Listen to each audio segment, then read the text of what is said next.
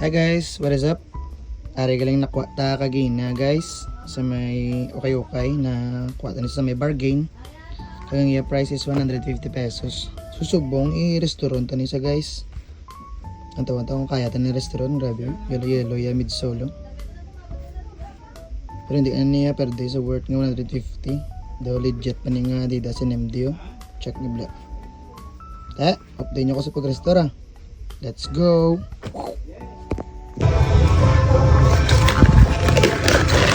Guys, mga wear gloves para maprotektado ng ato nga kamot sa paglaba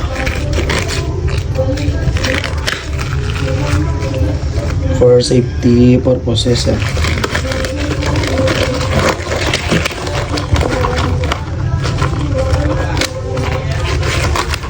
Kalabanan sa red nga sapatos guys, na bleed na sila ang labar. Kita tama pag magagamit kita gali isang copper brush, ang medium brush, soft brush, mayroon tadi hard brush galing kita yung nag-hard na siya kag secret weapon but to guys para sa pagtinulo nga hindi makakas ang mga brush. Let's go. Laban tagali guys ang nakuha natin nga pair para makita natin bala kung matapos ta sa laban, kung may improvement bala nga ang iyang yellowing, kung mapaputi ta sa pamagi lang sa laba. Pero kung hindi sa madala sa laba guys, damo pa man ta pamagi. Pero i-try ko gid guys ang akon nga best para mapaputi niya. After tagali malaban guys, gain bunlawan ta ang sapatos. Kag pagkatapos ta ni bunlaw, i-dryer ta sa mga 3 minutes guys. Nga hindi gid siya bala tama ka mala kay ibulad ta pa ni sa guys sa direct sunlight karon. Pero before kita magbulad, i-applyan ta na guys ang aton nga sekretong malupit. Ari magamit kita sang old toothbrush kag ang aton nga soul sauce guys. Ang soul sauce very effective ni siya guys sa mga Adidas nga Stan Smith kag Nike nga Air Force 1, proven and tested na niya guys, pero wala ko pa ni siya try sa may Adidas nga NMD. Pero lantawon ta kung mayo iya nga result kag kung may improve bala nga ang iya nga yellowing nga midsole mapaputi ta. Let's go. Tips gali guys sa paggamit sang soul sauce guys. Dapat may direct sunlight gid. Pero kung mayara ka mo be UV light, ang mas better na guys. Kag kung magbutang ka mo, mag-apply ka mo, i-cover nyo gid tanan.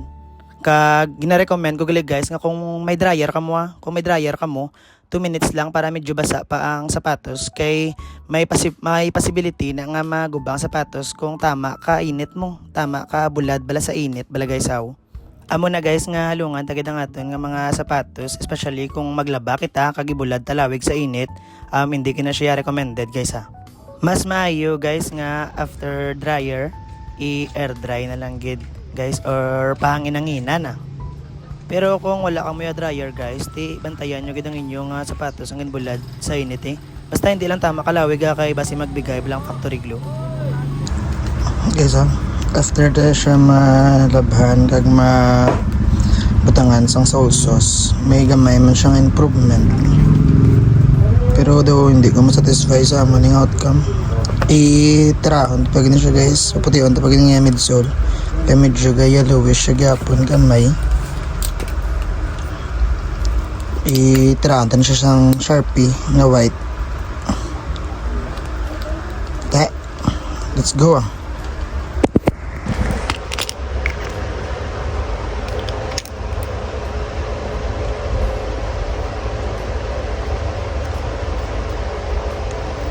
Kita nyo guys, ang yellowish fade,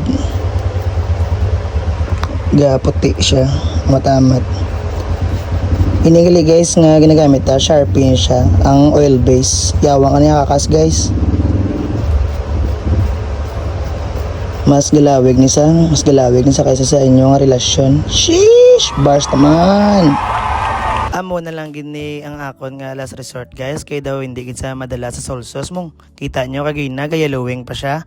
Amo na gamitan ta na lang sa sang pinagbabawal na technique Ang ginagamit na nigali guys, Sharpie ni sa Sharpie kag oil base ni sa guys ha. Galawig gini saya.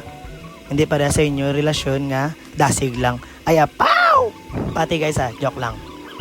Ari guys, gina-applyan ta na. Kagkita nyo man ang resulta guys Alin sa yellow, ga puti na sa guys. Effective gida. Kung gusto nyo guys mag-try sang Sharpie guys, i-check nyo lang guys sa Shopee. Itaan nyo lang guys ang oil base nga Sharpie ha. Ay salamat natapos gid man. Doon nag-okay man ang tsura ya. From yellowing ang midsole. Hari doon nagputi-puti na siya. Okay no? Kag dira gali guys natapos guys ang pag-restore naton sa sini nga sapatos Adidas NMD nga R1 guys. Satisfied gid ko katama sa iya nga outcome from yellowing nga midsole nagputi-puti nagadi guys ang iya nga midsole.